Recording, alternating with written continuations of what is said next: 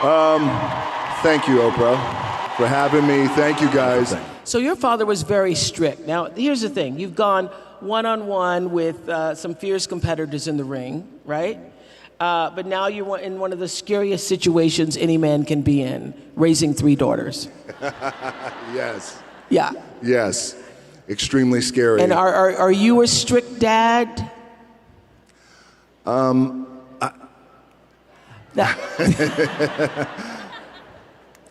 am. I'm not super strict, but discipline is important. Yeah. But also, you know, I'll go back to my dad. My dad loved me with the small capacity in which he was capable of. Mm-hmm. So I learned from that. And so with my daughters, I want to be as full and as present with the love that I give them. Present, so, yes. Yes. That's what we've been talking about. What do you want to make sure that they get that you didn't get? And it's so interesting when you have children, I've seen this from a lot of people, who you didn't get what you needed. You just didn't get what you needed because of what The Rock just said. Your parents didn't have the capacity to give it to you. And now that you're older, you have to learn to give that to yourself and to be able to give that to your children in a way that you don't carry on what was done to you. So what is it you want your daughters to know about the way you love them?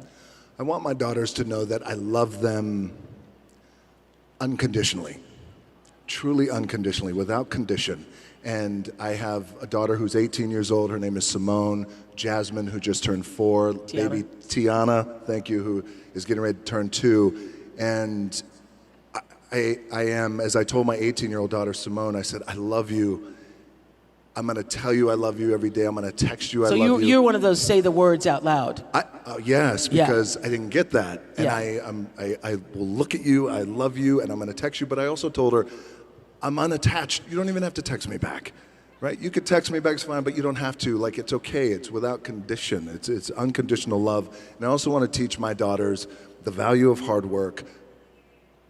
More importantly, I want to teach my daughters the value of being kind and how important that is. Well, you know, I read that your father, you used to watch him in training, and he would say, if I'm going to get up at 6 a.m., you're going to get up at 6 a.m. So what do you think you got the most from him? Was it your work ethic? What was it?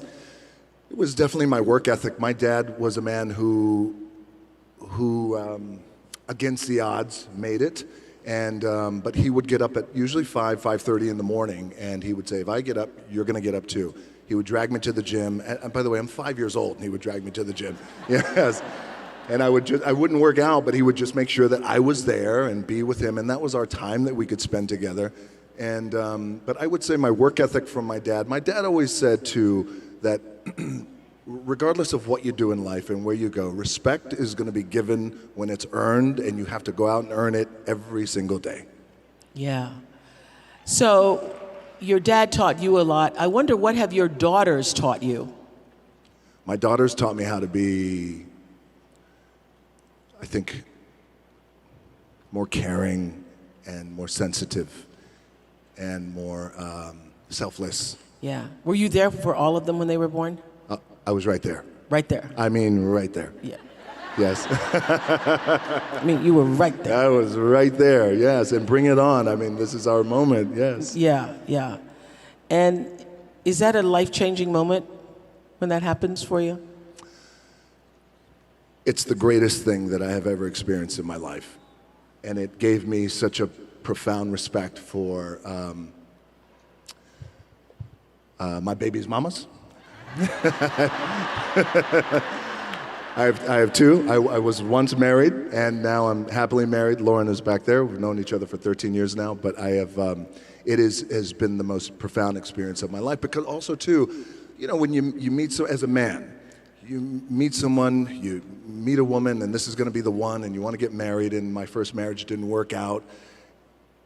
But then the birth of a child and what that does, and the lens perspective that just shifts, and it just gives me a new profound respect for, again, their moms.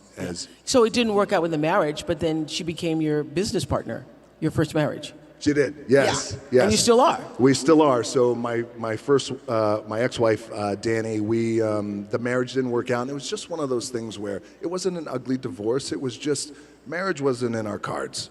We're great friends. Marriage wasn't in our cards. But we both had an appetite for business and to accomplish things.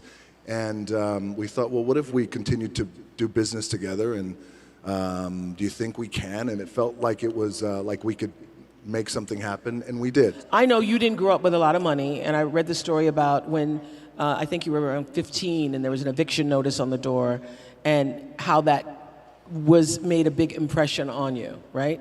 It did. Now, yes. Now, you're one of the highest paid actors in the world. Oh, thank you. I do all right, thank you. You do all right. And does that title, the sexiest man alive, the highest paid in the what do those titles mean, if anything? You're the greatest, you're the most popular, you're the most followed, you're the most. It's great for the ego. It's wonderful. Kidding. Yeah, the better question is, how do you keep your ego in check when all of that is happening all around you? Sure. Yeah. Very important.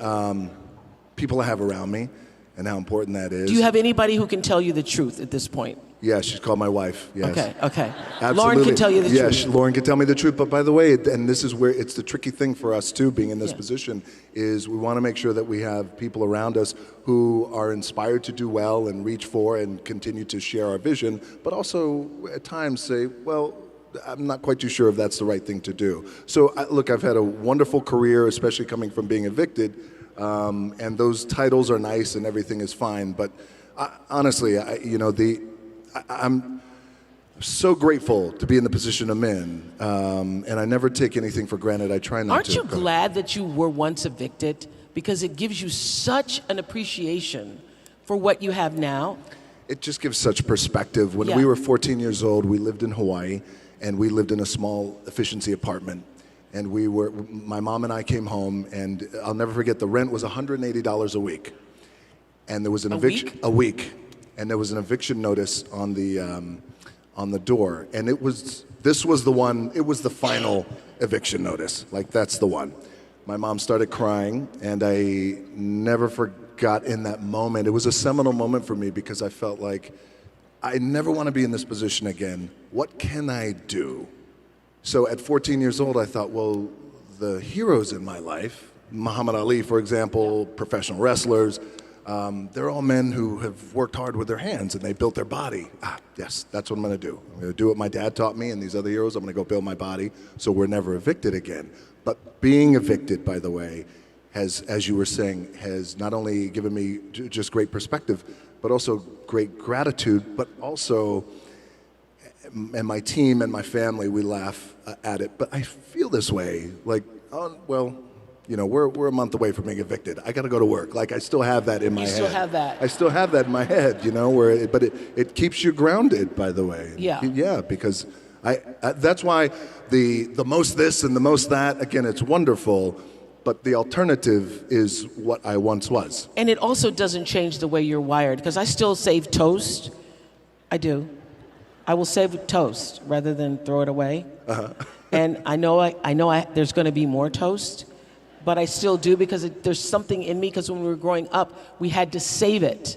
You know, yes. You weren't allowed to like throw food away. So there was a really big deal. So here's the deal. You have now you get the biggest paychecks. You have all this money, acclaim, fame.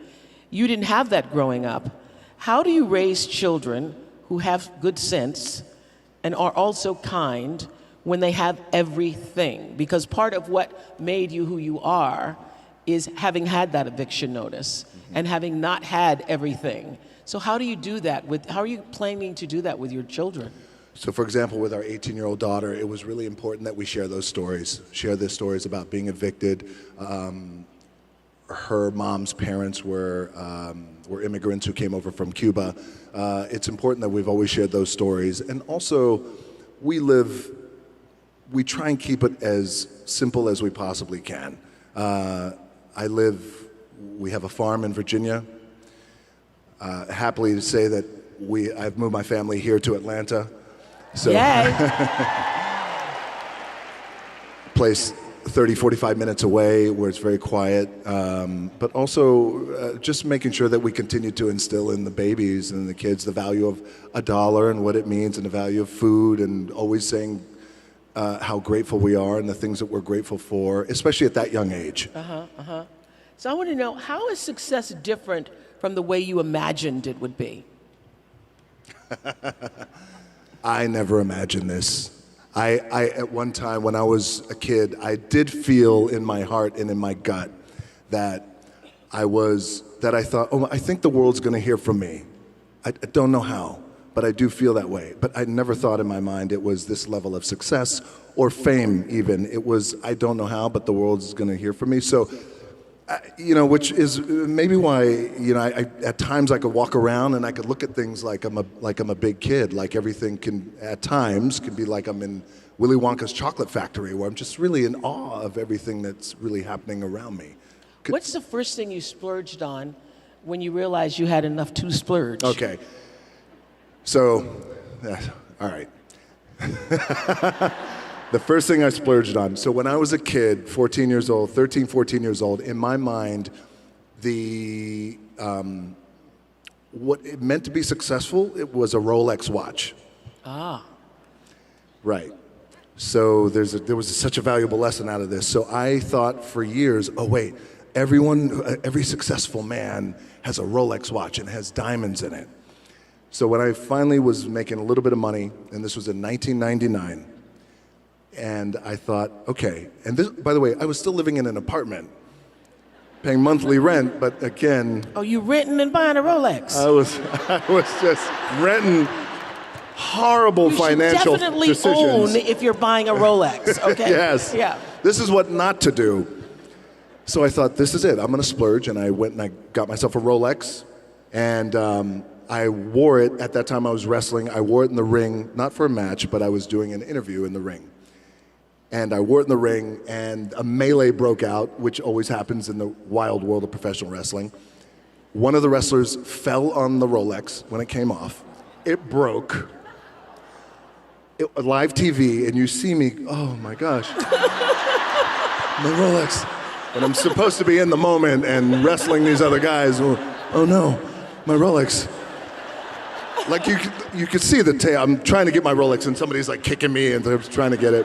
So I finally get my Rolex back. I go backstage and I look at it. I'm heartbroken now. This is my thing. And I go home that night, and I remember immediately thinking, this is a sign. And I believe in signs. Yes, it's a sign. Yeah. And I will, and I don't need it, and it wasn't right for me at that time, and I never got anything like that again.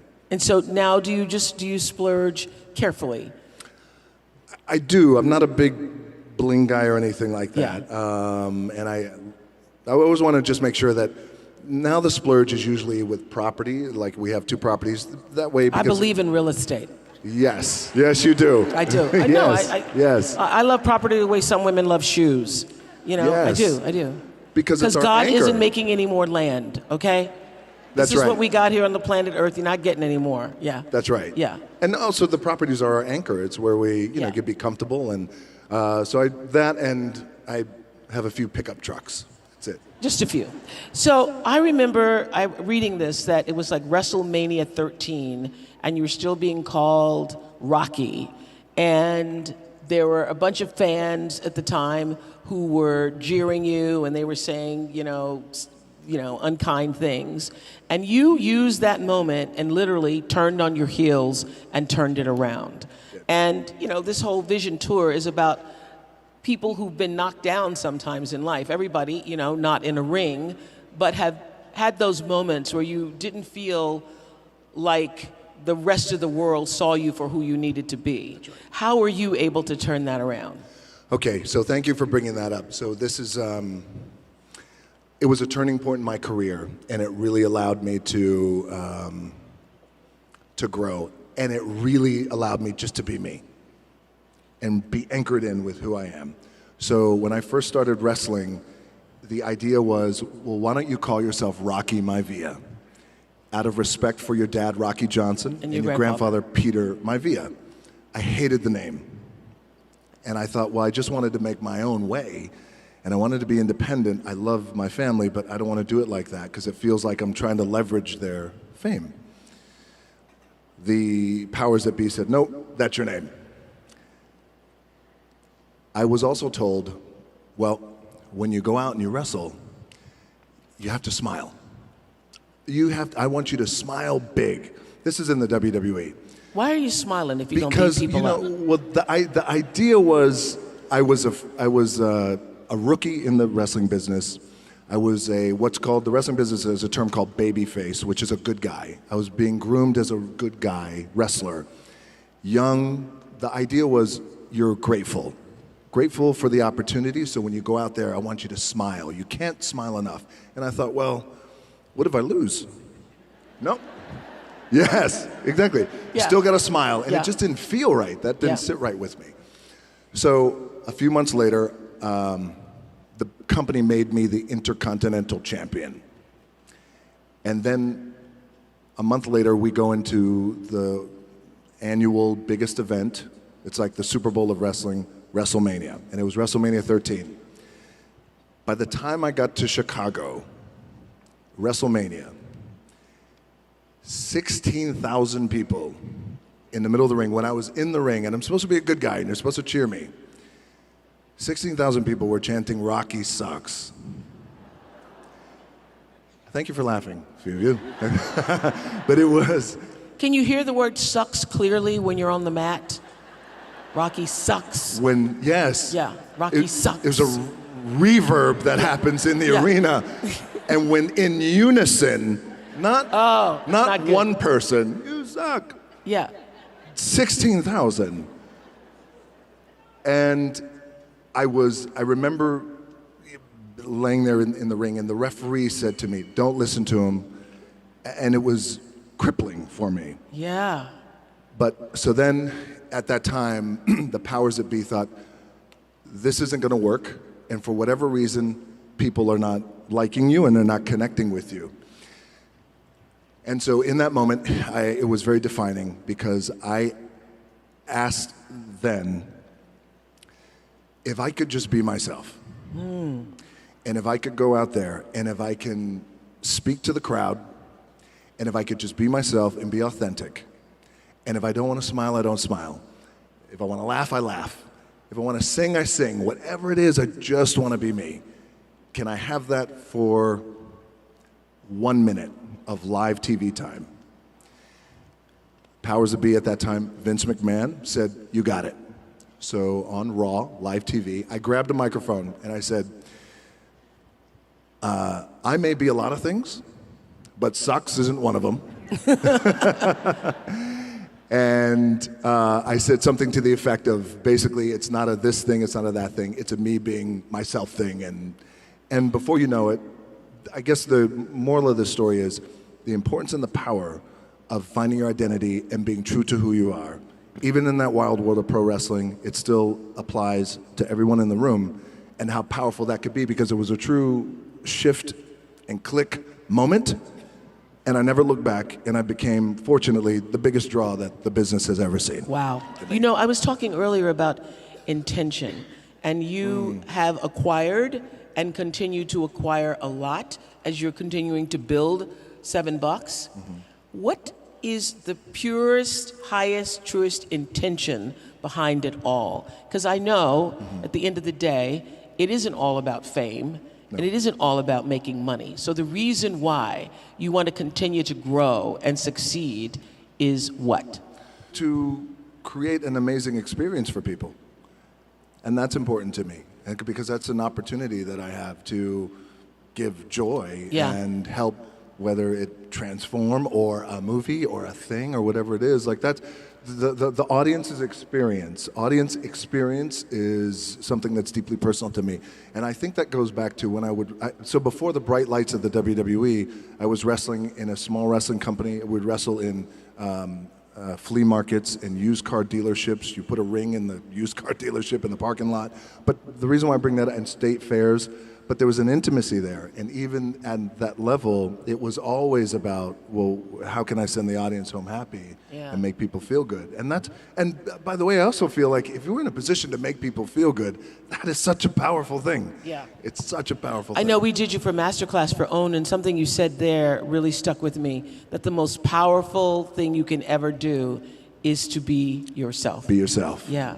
Yes. And you were talking about that earlier, about that moment that you learned to be authentic is when everything changed. That's when everything changed. It's like a shift and click moment for me, when I realized there's great power in being myself, same thing for all of us. But I believe it's the most powerful thing that we could be.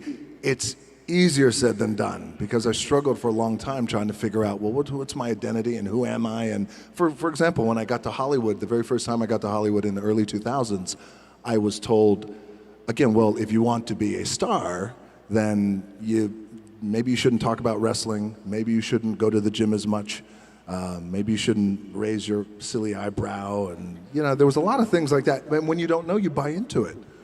And so I thought, okay, well maybe, so don't call yourself The Rock. Okay, so I went through that entire process for years trying to figure out who I was. And then when you look back on my earlier career, the films I was doing, they were good, but just not, like, oh, that's how I like to see him because he is his true authentic self. And have you had a sweet revenge moment? Yeah, who sucks now, huh? No. Yeah. One of those. Those. Yes. It was, okay, so at this time when I felt like, okay, I really need to make a change in my career. I need to be me, and I want to have the kind of career that is a global career. And I said, I'm not quite too sure how we're going to do it, but I need you to buy into the vision with me, and I'm willing to put in the work with my own two hands. As I was telling my agency at that time in Hollywood. And they all looked at me like I had three heads, and they thought, well, we just don't.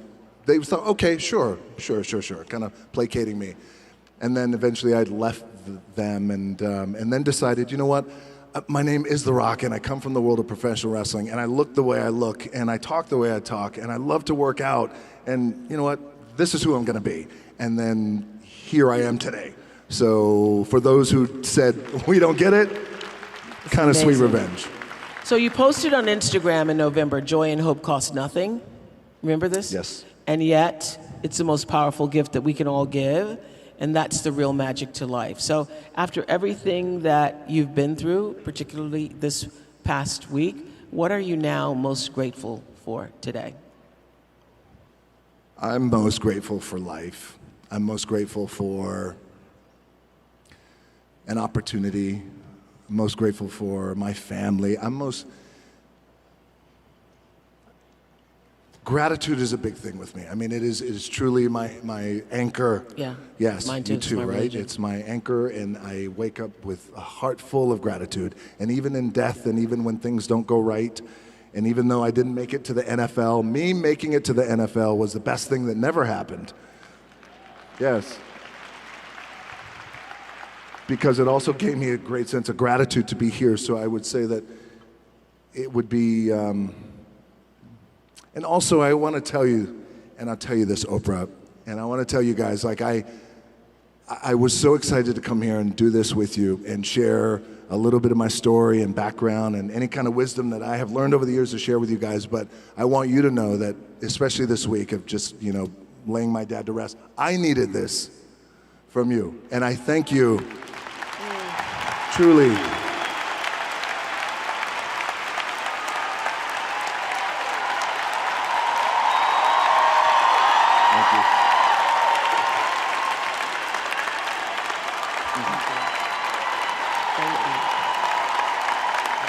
Thank you. Thank you so much. I did. I love you back. I truly do. That's some good mana y'all just gave. Some good mana.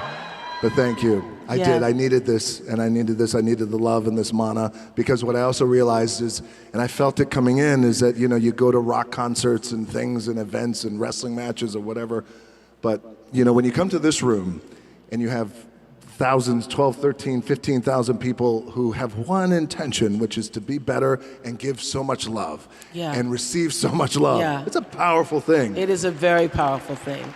Thank you for being here today to share.